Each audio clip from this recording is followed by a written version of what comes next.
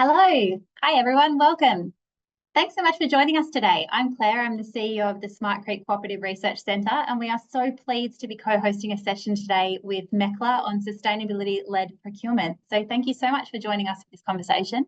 We've got some fantastic speakers that are joining us to talk through this really fantastic issue in terms of how we achieve collectively and our net zero targets for the built environment. I guess if we're thinking about how we describe this as a challenge, you can think about the fact that typically any purchasing decisions that are made in a typical project framework are led towards the project management framework or triangle of cost, performance, and time. And so our big question today is, how might that triangle turn into a square? And how might we instead think about sustainability being one of those really core issues that we drive towards in all of our procurement decision making? So I'm really pleased that we're going to be able to flesh that out a little bit further with some of our speakers today. And before we kick off, I'd like to acknowledge the traditional owners on the lands on which we all meet.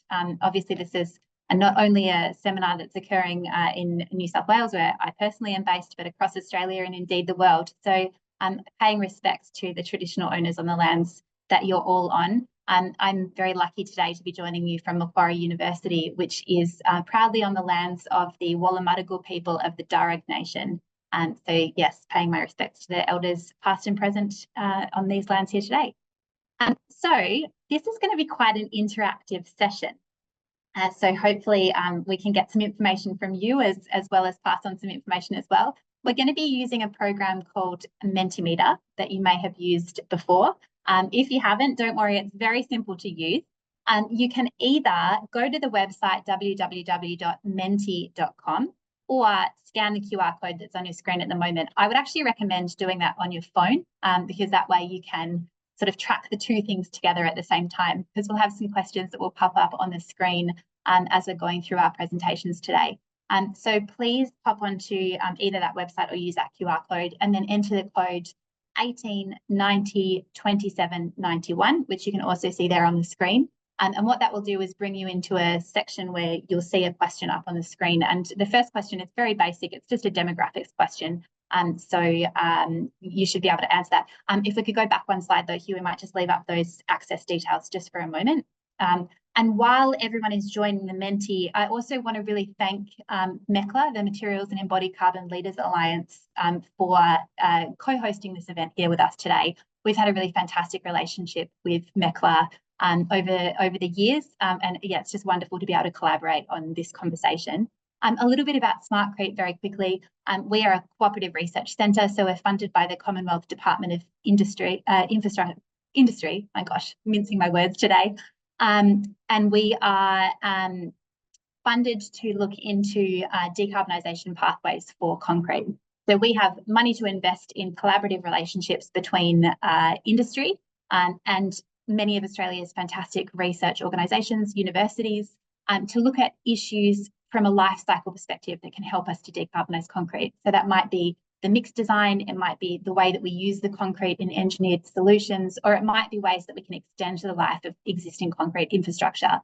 So the very exciting news is that we are about to launch another funding round, which will be opening up on Monday next week. But I'll leave that there and we'll provide some more information a bit later on. So if we can swap over into the Menti results, and we might move into our second question, which is, does your organisation currently have sustainable procurement?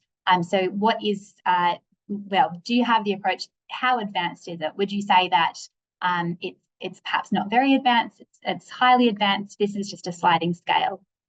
So you can just drag it from side to side. So the first person I'd like to introduce to have a quick conversation is Evan Smith. Evan is the leader of the 5B Concrete Working Group within MECLA. He's the National Sustainability Manager at Holcim. And yeah, as I said, also the chair of the MECLA Working Group for Concrete and Cement. He actively tackles embodied carbon in construction materials, driving industry-wide sustainability practices. So Evan, over to you. Yeah, cool. Thanks, Claire. I've got a couple of quick slides as well. Hopefully the sharing will come through. Yeah, that's perfect. Let me know if there's any issues, Claire. But yeah, I guess speaking today was my MECLA hat on. So yeah, very exciting opportunity to kind of do this collab event together as well. we normally have the Mecla concrete and cement working group on at this stage, and when Claire reached out, I thought it'd be a great opportunity because these are the discussions that we're having each month in our working groups. We're going through like how we update the use of low carbon concrete, and procurement is definitely a key part of it as well. So just a little bit about MECLA for people that don't know. MECLA stands for the Materials Embodied Carbon Leaders Alliance. I think over 140 companies are part of it, and it's really great because it brings together the entire supply chain to work on some of these problems, which you really need the whole entire supply chain. It's just not the manufacturers or the demand side.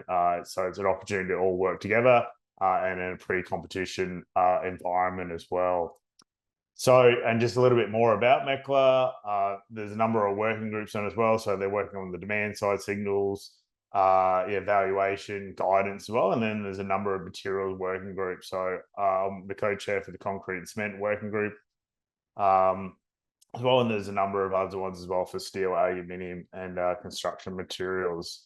So just a little bit about our working group. As I mentioned before, it's really great because it's the entire supply chain. So this is a graph that we put together. It's like the membership as well. So we've got all the way through from government, demand, client, consultants, contractors. MECLA's the glue in the middle is holding us together as well. Suppliers for concrete, suppliers for cement, and then research as well, which really kind of helps the supply side decarbonize as well and develop new innovations through R&D as well, that Claire mentioned before as well. It's so important for the next stages. So just a brief bit about the MECLA's low carbon concrete working group. So as a working group, each month we're actually working on presentations for knowledge sharing. So we actually alternate from the supply side to the demand side as well, and that's really important. A lot of people are looking to increase their knowledge in the decarbonisation space as well. And then another key part that we've been working on as well for about a year and a half is what is low carbon concrete? We've gone around, had discussions with all the work groups, how are you currently defining it for your company or for your projects? How are you measuring it? What are you using for a reference case as well? And that really transitioned then into releasing some guidance material as well. There's a number of various kind of guides out there as well, but we really saw a gap in the market or something specifically for Australia. It was Australian emission factors and for our for our supply chain as well. So I won't spend too much time on that today, but yeah, that guide's now out. I'll send through a link as well through it as well. And we actually have an event next week as well to actually kind of go through a briefing and provide more information about it. Yeah, very exciting. And some pretty positive feedback as well. All right, so that's it from me, Claire. And great to be involved with today's event. Thanks, Evan. Yeah, wonderful to co-host. So our first speaker for today talking about sustainability procurement is Paul Rocker, also from Holcim. So Paul is the Materials Technology Manager at the Concrete, Fumes and Aggregates at Holcim. He's been involved in Australian concrete value chain for over 20 years, and today he's going to share his experiences on driving sustainable procurement in the sector. And just before I hand over to you, Paul, I think it's interesting to note that Paul was really integral in the development and release of EcoPact and EcoPact Zero, which are Holcim's low carbon concrete range. And I was looking this up before. Apparently in 2022, it was reported that EcoPact was being used on more than 150 projects. So clearly, Paul's got a lot of experience in this sustainable procurement space. So over to you, Paul. Thank you, Claire. Good afternoon, everyone around this beautiful nation of Australia. Thank you for having me here on a subject which you've noted is very passionate within the Holcim team. Evan and myself work on that team and a number of others. So one of the other benefits I have in my particular role as the head of materials technology and R&D is I get to liaise in with the global R&D centre in Lyon, which is the largest materials technology R&D centre in the world for concrete technology. And I went over there in October last year, and I can tell you a very, very large percentage of our initiatives are focused on this very, very subject that we're talking about today. It's around getting rid of the carbon out of concrete at every cost. So probably about 80% of our activities, I think, are focused on this, particularly around other binders and alternate binders. It's really an exciting time to be alive and to be part of this journey that we've kicked off a few years ago now. I don't need to go too much into this detail because everyone knows pretty much from all the prior presentations with Chris Jones, etc., that how much concrete does contribute to carbon emissions. But building materials, 10 to 20% of all carbon emissions globally. You can see why it is a industry to really focus on. You can see why the safeguard mechanism, we are under that, under the Australian federal requirements. We're part of that, so we have to do it. From a Holcim perspective, we always have the initiative. So with particular brand that we put all our lower carbon concrete around is the EcoPact. We always have the ambition that we don't want to have a massive impact on the end users with that. So that's why we say low carbon doesn't mean a trade-off between form, function, or aesthetic. Low carbon solutions can be complex, and a lot of noise, but we want to make sure it's as simple as possible when we do it. These 3 questions were posed to me today, which are all very, very good questions. Brilliant questions, actually. So what are the market barriers? What are the opportunities? How to sell sustainable in selling sustainable concrete? What's important? Well, how important is the harmonised sustainable procurement approach? And then what's the way forward? How can it be translated into a scheme that makes it easier for industry to collaborate? And so kicking off on that first one, what are the barriers and what are the opportunities? The opportunities we've already pretty much set. The World Green Building Council, which Holcim are aligned with, is that by 2030, all new building infrastructure and renovations will have at least 40% less embodied carbon with some upfront reductions.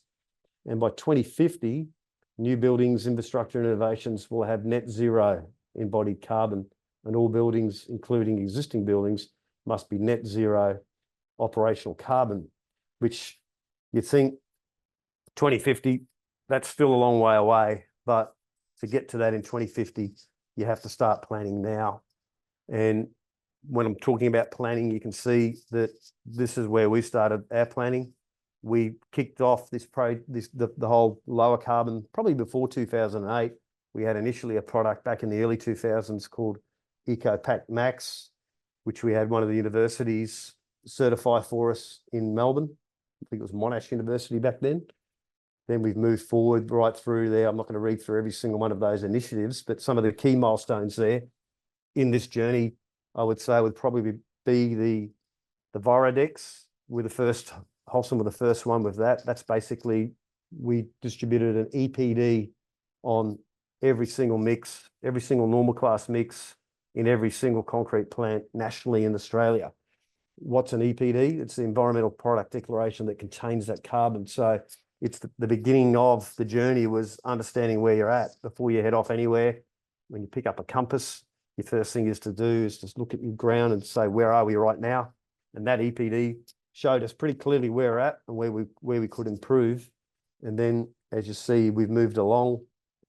We've actually got a much more embodied process now where we're improving things day by day. We've got calculators that we can work out any given mix, what the actual carbon is therein. So when I'm looking at it in terms of the supply, so that gives us the ability then, once we have those EPDs and we have the EPD calculator, so we can very quickly calculate from anyone, all right, where you're at right now, where are you in terms of you want to build a house, you're a house builder, and you've got owners who want to go of low carbon, we can show you right now where you're at. And then we say to you, start where you can. So that doesn't always mean you're going to go to zero carbon straight away, or you're going to go to a massive level of carbon, but go to some level of carbon reduction. Use what we have, plan for the future, and prioritize the probable solutions.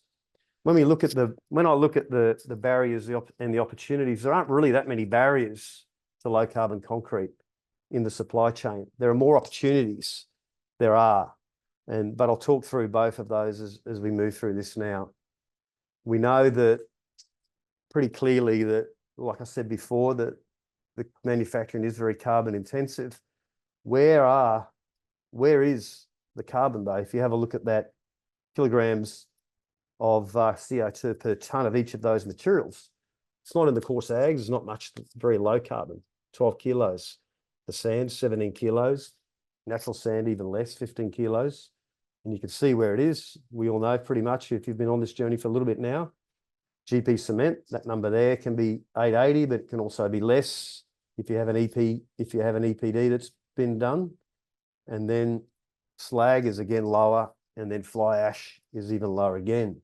So our objective at the moment is obviously to minimize that GP.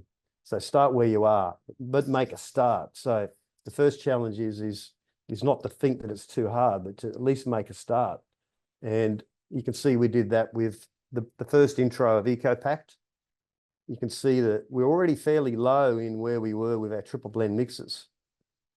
They're not always taken out into the market though. And so what we decided, we'd lower that carbon again in terms of we call those Biorex triple blend. So let's pick on, say, a 32 MPa there. So the industry standard, the LCI database, would say that's 406 kilos. If we used our optimized mixes using, smart admixtures and getting the binders down, etc., we could bring that with straight cement, even use. We can still bring that down to 343. We put a bit of fly ash in there, bring that down to 273. We put a bit of a blast furnace slag in there, we get it to 196. But we put blast furnace slag and we put fly ash in, we can get it right down to 176, 170, and even lower now with all the different initiatives we're working on. So what we're saying is understand where you are is the first barrier. And because now most companies have EPDs, that's no longer a barrier. And then set yourself ambition, no matter what your project is, whether it's a large infrastructure project, but set some targets. There's no reason now that you can't set those targets. So our first approach is to maximize the lowest CO2 ingredients of what we have. This is pretty much early level in Australia. We still have some capacity with fly ash and slag, though it's getting less. Particularly in Queensland, we still have capacity with slag, and then different companies are making capacity for slag in the southern states also. So there is still some capacity. And I think in Chris Jones, his presentation he did for this one last time, he also showed that there's a lot of work happening in the reclamation of fly ash from dams, etc., which will mean fly ash will become more and more available. So does it mean, where do the challenges come in? Sometimes when we say we're going with a greener product, a lower cement, there's a lot of concerns that come, and I'm not going to read through each one of those, but there's some of the concerns that can come up from different contractors. We make a product that we make sure that none of those are impacted, and if they are, we clearly articulate what they're going to be. So if there is a longer curing time, we'll let you know. But our process has been that we don't want it to be. So we're maximising the lower carbon and the higher SCM materials by using specialty admixtures, specialty processes, specialty additives. So the impact of all of that isn't there. Then in collaboration with our Global Centre R&D in Lyon, we've developed these 3 tools, because we know that people want to know when they're placing the low carbon concretes, are they going to get the actual in situ strength? So we've got tools now that can measure strength live. You can put these apps on your phone and you can measure the strength development into your project. We've got tools here now in Australia, we can measure the pumpability. So they say, oh, that low carbon concrete won't pump. Well, we can show you with these tools that we've got whether or not it will pump. And then you can say, well, what's it going to do to the actual thermal properties in the concrete? We can show you that, in fact, most of the time, the thermal properties of the concrete are very, very good with the higher SCM, lower carbon products, and you're actually going to have a massive advantage in that. And so we've implemented all of these tools to get through those barriers. So when they come to us and say, we're not getting the early age strength, we say, well, let's put our SmartCast tool to action. Let's get rid of that barrier. You might be right. If you're right, we'll try and work it out another way. It doesn't pump. Let's measure it. We can see it. So we work through with the contractor, with the pump operator, etc., to make sure that that works. And the reason why you make this initial start, you start where you are, it doesn't take much. You can see there that if you make that start, even just by putting, if you put EcoPact into the Sydney Harbour Bridge, it would have been like taking 14,700 cars off the road for one year, which is quite significant. And then if you work through these projects, it doesn't take a lot. An EcoPact at 60% is very achievable. We're doing it now in the market. every single day of the week. In fact, like you're saying before, Claire, a large portion of our concrete is now going out as eco-packed in the market. Eventually, it'll be far more eco-packed than just any other concrete going out into the market.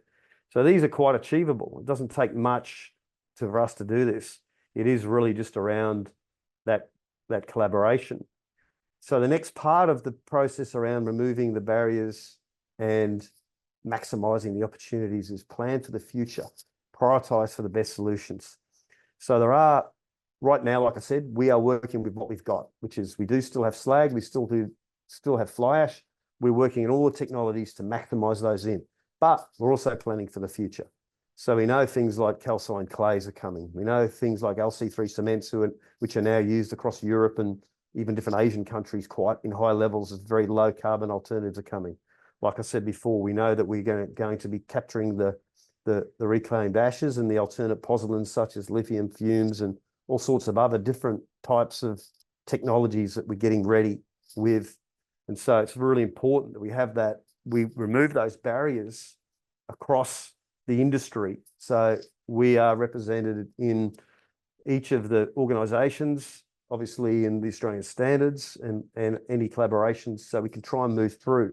That's just a quick slide up there just to show that there is potential changes coming to the 3972 code later this year or potentially in 2025, and it's all heading to enable more and more of mineral fillers, calcined clays, and incorporation of the new pozzolan standard that's been developed to enable low carbon, to remove those barriers, to plan forward and to make sure those barriers aren't going to stop us in our awesome ambition. And so the next question, how important is harmonised, sustainable from a seller perspective, procurement approach from a seller perspective? And so it's very important.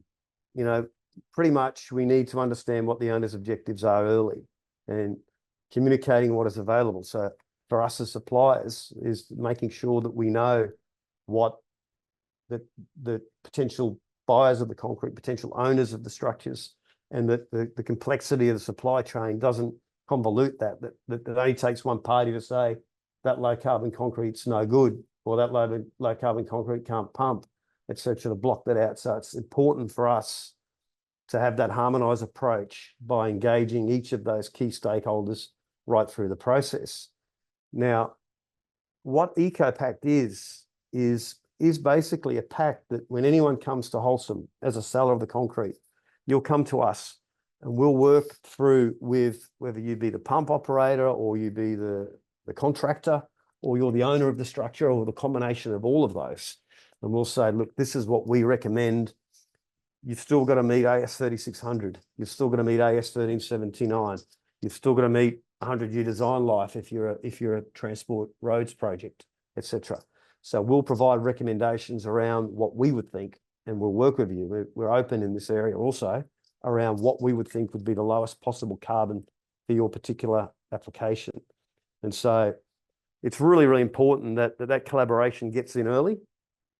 And I've got plenty of examples of different customers, from really small ones like this one up in North Queensland, his advertisement, this particular company's advertisement is he's saving the barrier reef one concrete slab at a time, and he only buys EcoPact, that one. And then larger customers like the Mosaic Group, all of their projects now that they're running with Holcim are all running on EcoPact. And we work in there collaboratively with them. We speak to them around what they're doing post-tension concrete. So it's very important that we get that right with them. And then there's numbers of other ones here. In this particular one, the Universal Store, it was the placer who was very, very concerned about doing a low carbon concrete. They never used slag into a burnished slabs before. They'd never used such low carbon into burnished slabs before, but we're able to actually achieve it through collaboration, through communication, through trial, and not pushing too hard, but pushing for what was realistic, starting where we were, measuring against what they had, and putting in realistic expectations. And then, but also then setting for the next project that comes along, higher ambitions. What's achievable next time?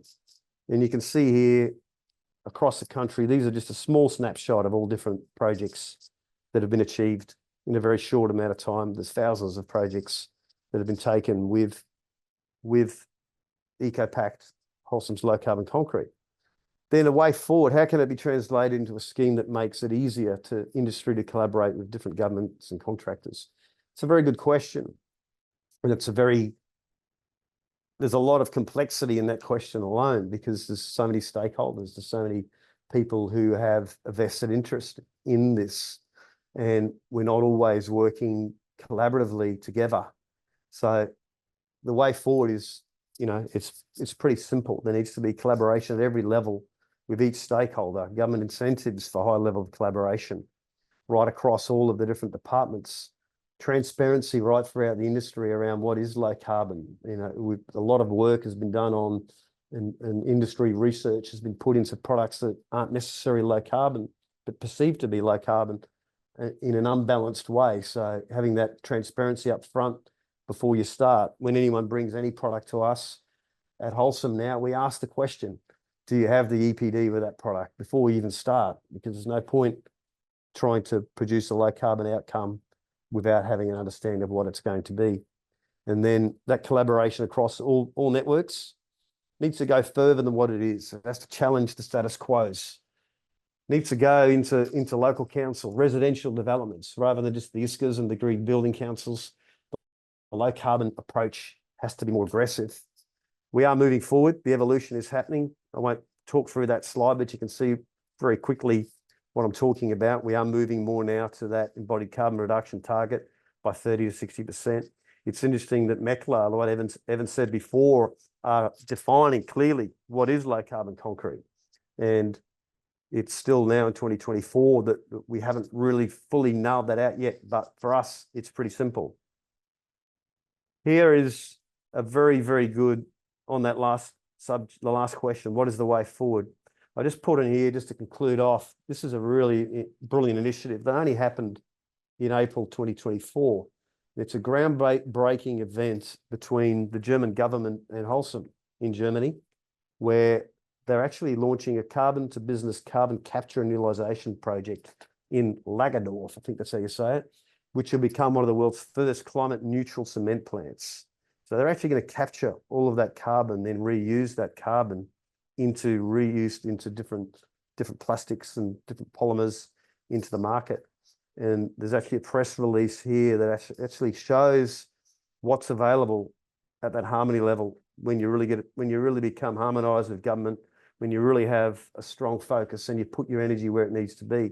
So they're pushing ahead. By 2029, that plant will be carbon, all of the carbon will be captured, all of the carbon will be going into specific end-use applications, reused, and a benefit for industry. So I think it shows you, just with a little bit of teamwork, collaboration, planning, passion, where we can get to into the future. And that's it from me for today. Thank you. Thanks so much, Paul. That was fantastic. And yeah, really agree with that rallying cry that we need to be thinking about how we collaborate better in these conversations right from day one. So that was a great message. Thank you. Before we hand over to Monique, just a quick one to come back to our mentee questions. Thank you for those of you who have gone in and answered the questions so far. If you are joining us before we did this session earlier on, there's a QR code there that probably easiest if you scan it with your phone. And there's a whole series of questions because we'd really love to hear from you as well. So interestingly, our very first question about do you have a sustainable approach to your procurement process at the moment? It seems like we've got a really mixed response with the average sitting smack bang in the middle. But actually you can clearly see there from that blue line at the top that the data sits all the way along the scale. So that's really fascinating. And thank you for your responses. We'll just move into the second question, which was really about the demand drivers. So we were asking you, who do you look for leadership, or where do you see that demand for sustainable led procurement coming from? Is it in the middle? Is it coming internally from your organisation? Are you seeing the pull coming from customers, or do you think that government regulation is what's really driving this? So again, fascinating to see that it's more regulation and internally driven than from the customers at the moment. So again, jump in, answer those questions as you feel you've got some time, that you can just progress through the questions at your own pace. And I will introduce you to our next speaker, who is Monique Gay. So Monique is the Sustainability and Research Officer at Landcom, which is the New South Wales Government's owned land and property developer. So as a seasoned sustainability expert with a background in strategic planning and environmental economics, Monique has worked on a broad range of projects and programs specialising in integrated land use, water planning, sustainability, data analytics and strategic planning. So really pleased to have her with us today. She's going to share how Landcom approaches and integrates sustainability into procurement, assessment and decision-making processes. Thanks so much, Monique. Over to you. Awesome. Thanks, Claire. Hi, I'm Monique. So my role at Landcom is twofold. One, to drive environmentally sustainable outcomes in all of Landcom's communities. And two, to lead research pieces that help solve some of those wicked problems that the industry faces. So Landcom is, a state-owned corporation and the New South Wales Government's housing developer. So we act commercially, delivering a profit back to Treasury, but we also have New South Wales Government priorities, including delivering affordable housing and build to rent in climate-affected regional areas. And so we often enable development by de-risking and unlocking strategic and complex sites in collaboration with landowners and the market. But also Landcom's enabling legislation states really clearly one of our principal objectives is to deliver ecologically sustainable development. So actually this gives us a lot of remit to do some pretty awesome stuff in our communities. So I'll just touch on this briefly. Landcom's Sustainable Places strategy was adopted in 2017. We're now well on our way to delivery as we look towards our 2028 leadership goals. So the strategy's goals and targets are structured around those 4 pillars that aims to cover off everything that encompasses environmental and social sustainability. The strategy was bold considering the political landscape in 2017. So the leadership goal under the Climate Resilient Places pillar is to enable carbon neutral, water positive, zero waste and net positive ecological outcomes by 2028. I know you're not meant to pick your favorites, but this is my favorite part of our strategy. The business set that leadership goal not knowing how we'd get there, but knowing that we needed to. And so we still don't have all the answers, but we already have some awesome projects demonstrating carbon neutral outcomes and net positive ecological outcomes. And we've got a lot of research underway to support us with those water positive and zero waste goals. So I'll spend a bit of time talking about Landcom's approach to sustainable procurement for our civil infrastructure works, and then how that helps us achieve some of these goals. Firstly, just really quick, why zero waste? Waste is a huge problem and it's growing in the construction industry. So it's roughly contributing 44% of the total waste in Australia. It costs us $2 billion every year to dispose of. Same with carbon neutral. The built environment industry as a whole makes up 40% of annual global carbon emissions. So we need every development, every house, every park and every streetscape to be carbon neutral, net zero by 2050 to meet the Paris target. There's opportunities to reduce the embodied carbon across all the stages of the building or an infrastructure project, with a good chunk of that coming down to the construction phase, shown in green. So I'll focus on that mostly today. So Landcom, as a predominantly land development organisation, will often divest our sites before the buildings go up. One of the big parts of the development process that we have direct control over is the enabling infrastructure. So last year or so, we've been working closely with site contractors TRN Group at our Panorama North Wilton project. And that's Landcom's proudly first 6-star Green Star community. We piloted some stronger sustainability inclusions in the procurement of our civil works services, such as requiring the use of low carbon concrete, solar powered site sheds, recycled asphalt, sustainability sourced steel and timber. And we use this project as a test case for our new contract inclusions. So to test where the market was at, we separated the inclusions into 2 types. So one, mandatory inclusions, what we know the market can deliver without limiting contractors submitting for the job. And that was key for the project team. They needed the reassurance that we wouldn't scare off half the contractors and limit their choices. And then the second was the comparative inclusions. So what do we want to push the market to deliver? And these were the exciting ones and the ones that we used to compare the tenderer responses. So there were 3 key factors that made it a smooth project, sort of from the get-go. First, the project team were keen to embed sustainability into the kickoff meeting and all the weekly construction meetings on site. This meant that we were all on the same page from day one, and all the contractors knew that meeting the sustainability requirements was a priority. Second, council were also at the table from day one, and they agreed to trial new and innovative materials in exchange for Landcom taking on a slightly longer maintenance period. And then third, from day one, we took a partnership approach with the contractors. So we'd offer support and education to the construction team with research and education where it was needed. I know procurement's often flagged as the boring topic, but this was definitely my favorite partnership I've been involved in at Landcom so far. For most of the site contractors, this was the first time they'd been genuinely involved in the sustainability initiatives on site. I think the reason why this partnership is my favorite is because we all learnt from each other through the process, and there was a sense of pride for everyone involved. All right, so some of the detail of the mandatory inclusions that we embedded in that contract. We'd never done anything like this before, and we kind of felt like we were feeling around in the dark, but we were firm on taking the risk and learning from our mistakes if there were any. And we made sure to flag in our procurement documents going out to market, this was a starting point for ramping up our inclusions in the future. So I've listed some of the mandatory inclusions on this slide, but I'll just talk to a few today. So reuse of materials found on site is one of those awesome carbon win-wins. We save money by not purchasing new materials, and we save emissions from not hauling truckloads of materials on a site. The contractors were stoked to discover a large amount of shale and sandstone on site when they were undertaking the bulk earthworks planning.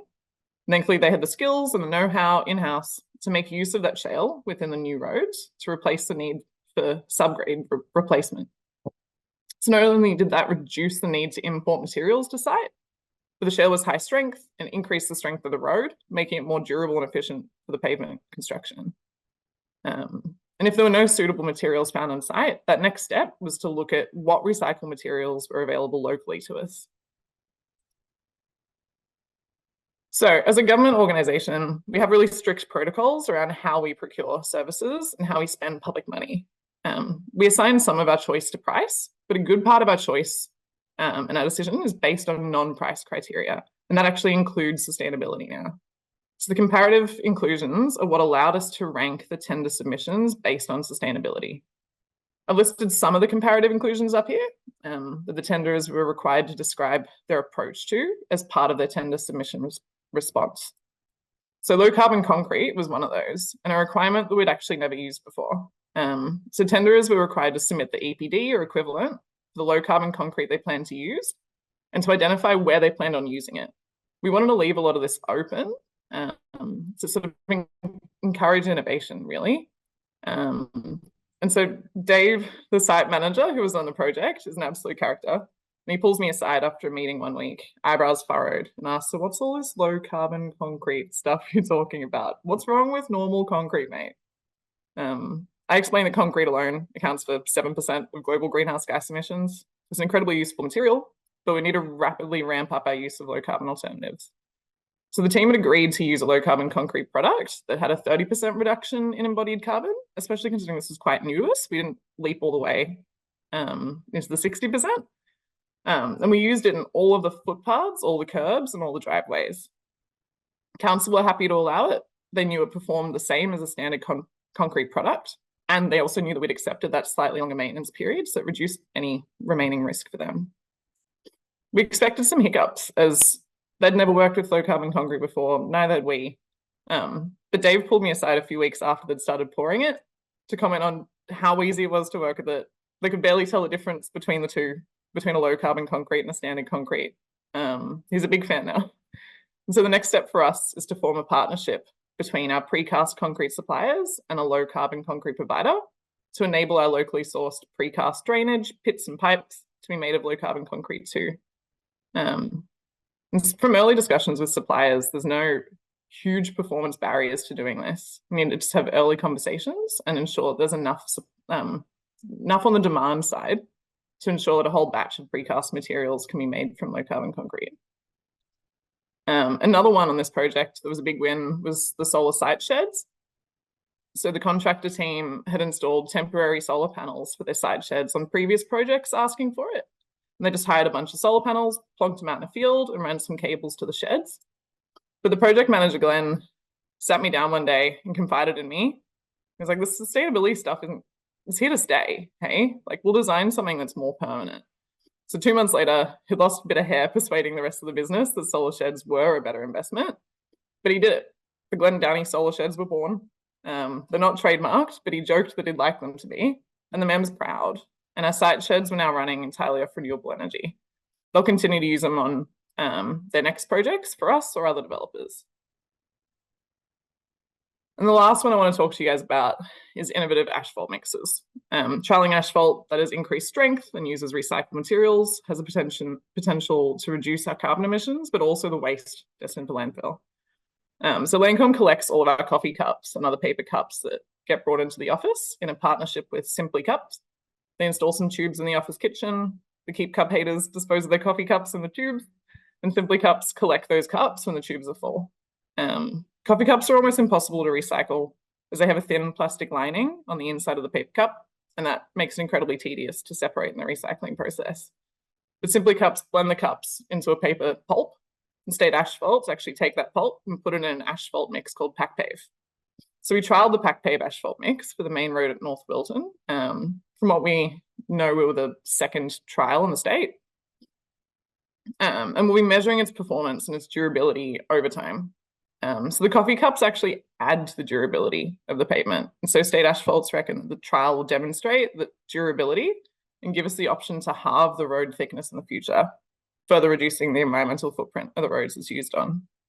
So between the main road and all the other roads in our stage 1 civil works, so far we've recycled 126,000 paper cups, including coffee cups, 3,500 recycled car tires, 280 tons of recycled asphalt pavement, and there's more to go.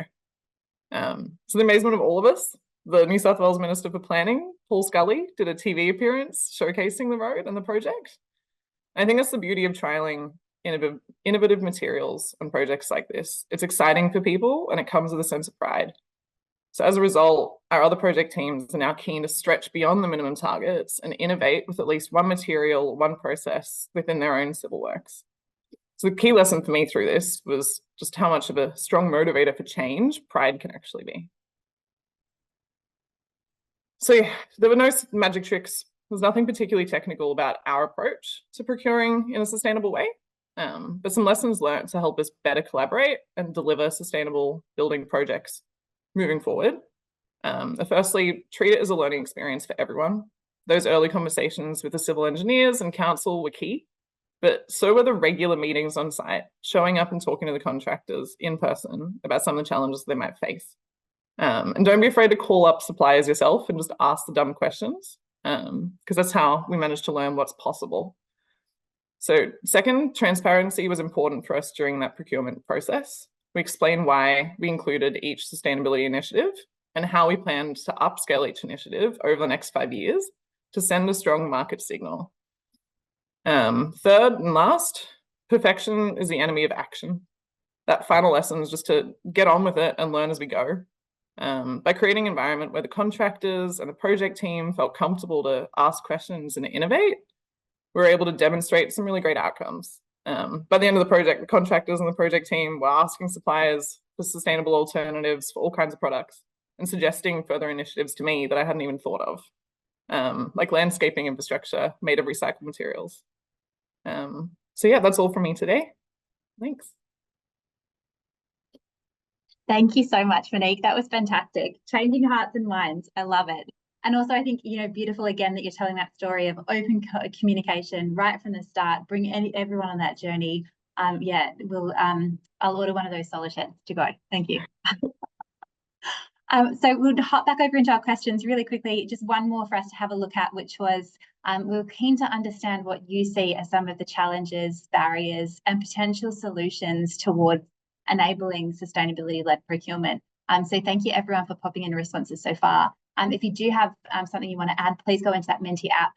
The QR code is just on the screen again. Some interesting ones coming up already. Again, that lack of information, I think that we're hearing today, it's so critical that we have that good information sharing.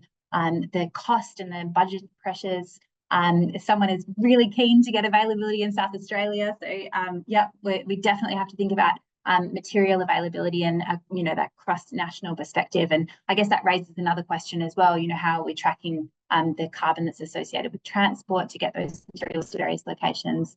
So yeah, that's fantastic.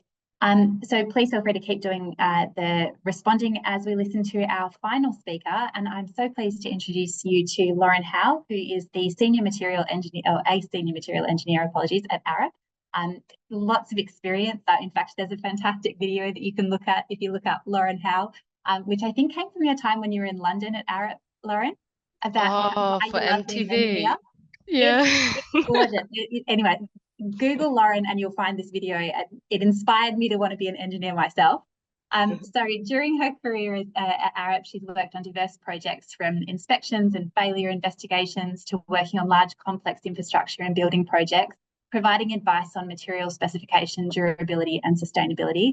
And over the last 4 years has been focused on materials and sustainability, supporting projects to understand embodied carbon and the potential application for circular economy principles. And I think it's also really important to note as well that ARUP has been named in the top professional services in AFR's 2024 Sustainable Leaders list. So really pleased to be hearing from Lauren as a representative of ARUP. Thanks, Lauren. Thanks, Claire. And yeah, I will add that work, we've been recognised as for that category for our work in low carbon concrete, which is obviously what I'm going to be speaking about a bit here. And the MTV thing, yeah, go look at that. That was to try and get, it was a program for the British government to try and get more young people into STEM and engineering, which they did with MTV. So I got to blow up a glitter bomb underwater. But yeah, anyway, I should be sharing my screen, I think. So yeah, I've been asked to come and present today on the role of specifications in sustainable procurement. This is coming from the perspective of me as a consultant that has the amazing opportunity. Well, I have a great job in that I get to work across so many different stakeholders across the value and supply chain. And so we don't have long. There's 13 minutes left, so I'm just going to give a highlight of the main barriers and opportunities that I often see, and give some examples of what at ARUP we're doing at the moment with the industry to try and overcome some of these barriers. So please feel free to contact me to get any further detail on these, as it's going to be super high level. So firstly, I hear a lot of, we don't do anything as the specification doesn't require it. Typically standards and specifications are, when we're talking about materials, standards and specifications are silent to the use of most or many more sustainable materials. This silence does not necessarily preclude the use of the materials, but it also does not incentivize it. I also do acknowledge that on some big tenders and projects, there are many sustainability initiatives that are being put forward and being driven by different stakeholders, despite specifications and tender requirements not requiring it. But I would say, as a general consensus, an incentive is needed to drive the change. And so this incentive does typically come from demand, which is coming from the specifications. And so whoever owns the benefit does need to drive the behavior. And this could be through project requirements or through also tender evaluation, as Monique was saying. They've put in their mandated requirements, but also the more stretched targets, which are helping to evaluate tenderers. And so if we have no firm incentive, then ultimately the bottom line wins. And of course, cost is one of the biggest parts of decision making in procurement. However, there are other aspects that always need to be considered in project planning and risk management that do have a huge impact on the ability to implement. And so this can be things around the reliability of the supply chain and risk of delays, concerns with the use of non-commoditized goods, performance of the product, and it actually meeting requirements such as properties, so often get questions of, yeah, a question this week was around, we can't use low carbon concrete on our curbs because they get hit by cars. So yeah, demonstrating properties and long-term durability, and then things around constructability and the impact that the product has when it's being used or installed by those on site. And so I wanted to give one example, which is why Claire came across me. This is some work that ARUP have been doing with New South Wales Department of Climate Change, Energy, Environment and Water, DQ, on their low emission specification program. So as consumers of a substantial volume of concrete, the New South Wales government recognises that they have a huge opportunity to lead by example and really drive change across the construction industry with their own specifications in both within agencies and then through to local government. And so we've, for the last year, have been working with 3 New South Wales government agencies of health infrastructure, water infrastructure and Western Parkland City Authority to develop low carbon concrete specifications. These at the moment are voluntary, but they have been developed and we're doing a bit at the moment to share them. We're also working at the moment with Homes New South Wales at exploring what it could mean to their maintenance contracts. And now we're into stage 2 of the works, which is taking the specifications which have been developed with the agencies and with engagement with the industry. We're taking those and have started a program to facilitate the adoption of these specifications across New South Wales councils. And so earlier Paul did refer to the need to, yeah, it's great that we're doing it, this kind of stuff on big projects that are going for IST, but what about once we start going out to smaller residential or going out to councils? And so this program is doing that. And so one of the key findings, we've only just kicked it off. And so last week we had a session, we had 10 kickoff meetings with each of the councils. And one of the key things that we've found is the differences in procurement processes and specifications and tender requirements that are used, and that very much one size will not fit all. So in the example here of looking at the different New South Wales councils, we've got some that are referring to like NatSpec and AusSpec, others that are using the local government procurement tender documentation. Obviously, all are using Standards Australia. In some cases, you'll be referring to Transport for New South Wales. There's lots of engagement also with organisations like Ausroads and IPWEA.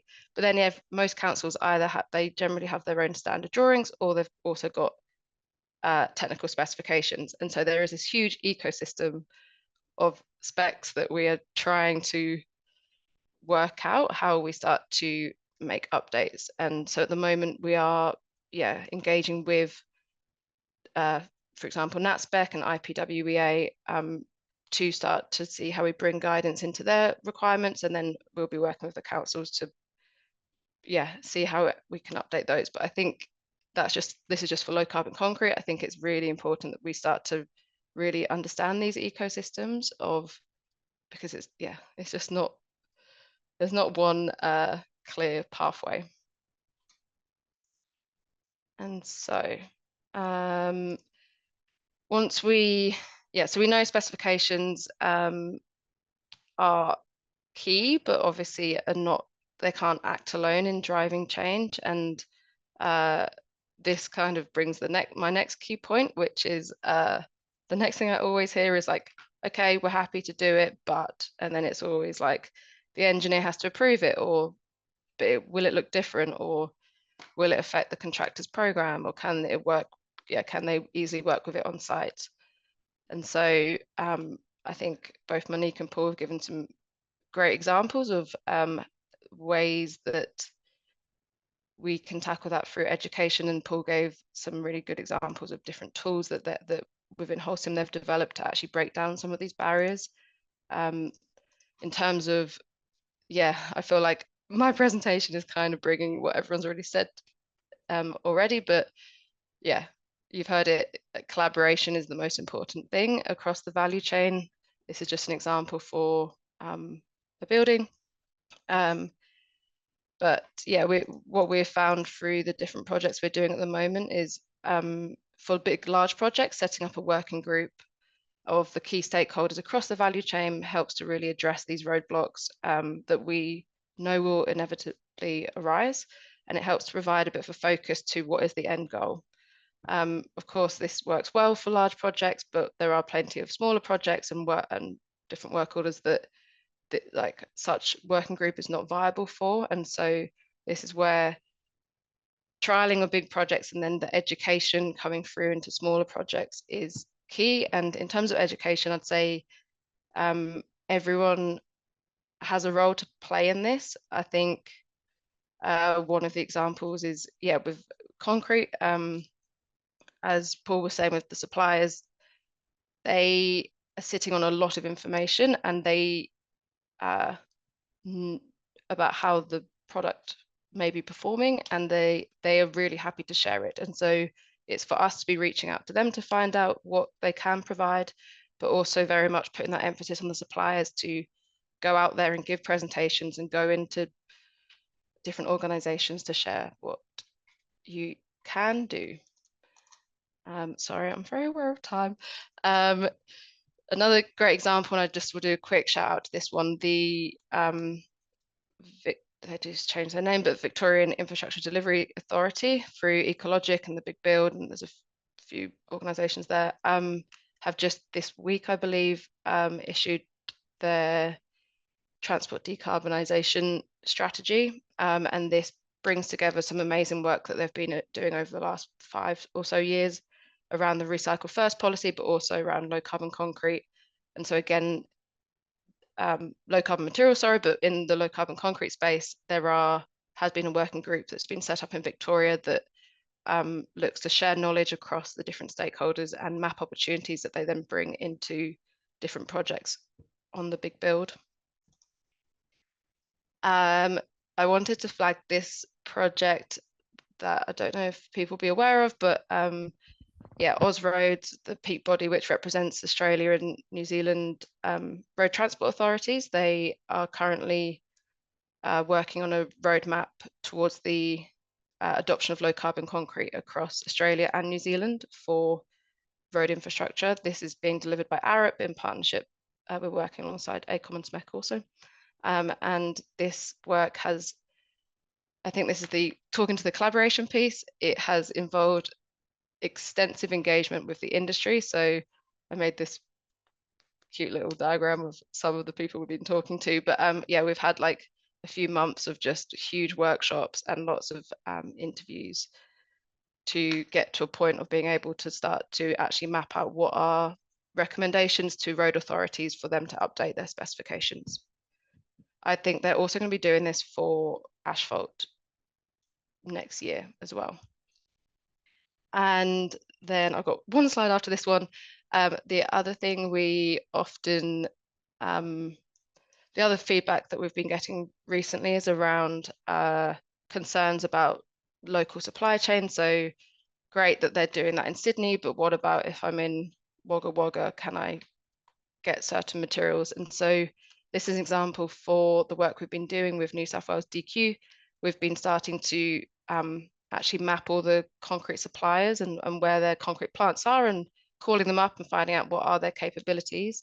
And so now we're looking to work with Claire and Smartcrete and CIA in how we could further develop this to start to understand, like, people want to see evidence of where it's been done before. So can we add a layer in of projects that are already using certain things, and that's demonstrating the feasibility, and then also what you can get in your local area. And my final slide, I'm so sorry, I didn't have much time at the end, is, yeah, I think it's just acknowledging that we are in a transition state, and that it's going to take time, and that it's a continuous process, especially with the market is forever changing. Every week there's new products coming to the market and new technologies and new materials. And so the standards and specifications that we develop going forward really need to allow for this constant evolution. I think we need to find ways to not be updating standards or specs every 5 years and find ways that we can really encourage that innovation more rapidly. That is my whiz through. Thank you so much, Lauren. That was fantastic. And yeah, I think, you know, great summary at the end of those two presentations, really drilling home that we need that great communication, collaboration, and then exposure of information as well. So that map that you've created is a fantastic start. It's just the idea that we can start to see where the materials are available, and perhaps also where some of those projects, that precedence of use of those materials is. So that's wonderful. We have come to the end of our time, so thank you so much for everyone who participated in the chat. We will provide a bit of a summary of those questions at the end as well. This recording will be available online. And I hope that you can all join me in thanking our three speakers so much for their time today. I hope you found it just as insightful and enjoyable as I did to listen to. So Lauren, Monique, Paul, thank you so much. And again, thank you to our co-host Mekla and Evan Smith today for your support in running this seminar. Thanks for joining us. Have a wonderful rest of your day.